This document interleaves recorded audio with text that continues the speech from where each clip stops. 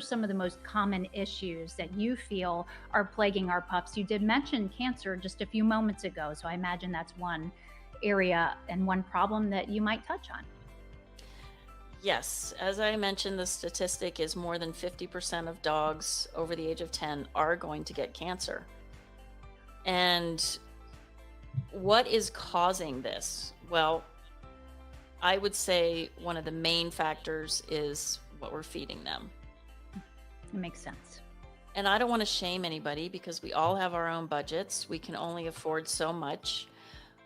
So I'd say in a perfect world, we should be feeding a fresh food and or a raw diet. And this doesn't have to be super complicated, right, Krista? I doesn't. mean, do you have any tips on how to make that easy and more manageable for a family? Well, some people go all out and do homemade, and more power to you. The only thing I would recommend is that you make sure that you have a recipe that you are following to a T, because canine nutrition is very specific, and if you omit something or put too much of something, you could harm your dog. So if you're following a veterinarian or canine nutritionist approved recipe, go for it all day long. But there are so many great commercial brands right now with the gently cooked or the raw diets that I highly recommend. And even if you can't afford to do that, there are so many tips and tricks. If you are feeding kibble, let's say, and just by adding fresh food as a topper, maybe 3 times a week, some leafy greens, so they're getting their phytonutrients.